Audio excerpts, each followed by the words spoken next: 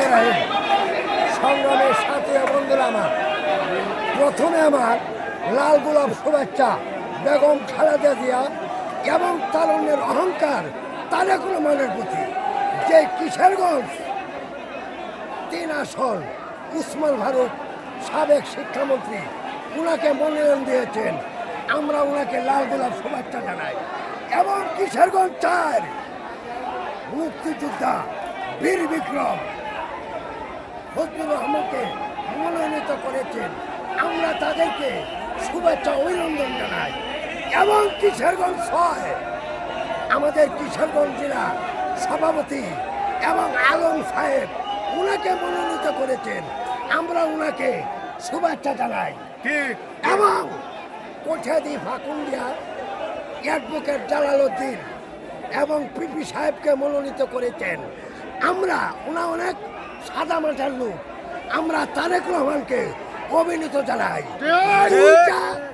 দুইটা আসন উনা স্থগিত করেছেন, আমরা চাই কিশোরগঞ্জ হোসেনপুর 1 আসন থেকে। এবং রেজাল করিম সুন্নু সাহেব দুর্দিনের কান্ডারি, উনা দুর্দিনে আরেকটা সংসদ নির্বাচন করেছেন। এবং রেজাল করিম সুন্নু সাহেব হোসেনপুর কিশোরগঞ্জ প্রতিটা ইউনিয়ন প্রতিটা ওয়ার্ডে উনা ঘুরেছেন, সকল মানুষের সাথে ঐক্যমত হয়েছেন। এবং আমরা চাই তারেক রহমানের কাছে আকুল আবেদন, বেগম খালেদা জিয়ার কাছে আকুল আবেদন, হোসেনপুর কিশোরগঞ্জের ধানের শীষের প্রতীক রেজাল করিম সুন্নু সাহেব জজ সাহেবের হাতে দেওয়া হোক। হোসেনপুর কিশোরগঞ্জের সকল মানুষ ব্যালট পেপারে এক এক করে ধানের শীষে রেজাল করিম সুন্নু সাহেবকে আমরা সংসদে পাঠাবো ইনশাআল্লাহ। আমার সাথে উপস্থিত 5 নং ওয়ার্ডের কৃষক দলের সভাপতি এবং ওয়াহাব ভাই এবং কিশোরগঞ্জ কোরাইকান্দি হোসেনপুর থানার সভাপতি সাবুদ্দিন ভাই এবং সেক্রেটারি রিপন ভাই, আমার কিশোরগঞ্জ শীতলা ইউনিয়নের সাধারণ সম্পাদক বাচ্চু ভাই এবং আমরা কামরুল ইসলামের নেতৃত্বে এবং তাদের নেতৃত্বে রেজাল করিম সুন্নু সাহেবকে আমরা কিশোরগঞ্জ 1 আসনে আমাদের এবং এমপি হিসাবে দেখতে চাই। এক এক করে ব্যালট পেপারে ভোট দিয়ে সংসদে পার্লামেন্টে পাঠাবো ইনশাআল্লাহ।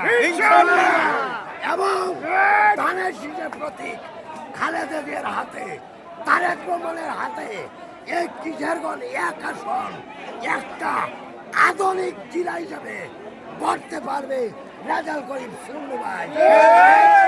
এবং আমরা হোসেনপুর থানা একটা মডেল থানা হিসাবে দেখতে চাই। আমার হোসেনপুর থানা কিছু কিছু শীতলা ইউনিয়ন অবহেলিত রাস্তাঘাট, বাড়িতে যেতে পারি না, পানির জলাবদ্ধতা, আমরা চাই রেজাল করিমের সুন্নু ভাইয়ের হাত হইতে আমরা যাতে মুক্তি থাকতে পারি।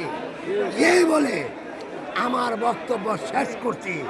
বাংলাদেশ জাতীয়তাবাদী জিন্দাবাদ এবং খালেদা জিয়া সুস্থতা লাভ করুক, শহীদ প্রেসিডেন্ট রহমান অমর হোক এবং তারেক রহমান বীরের বেশে আসবে বীরে বাংলাদেশে।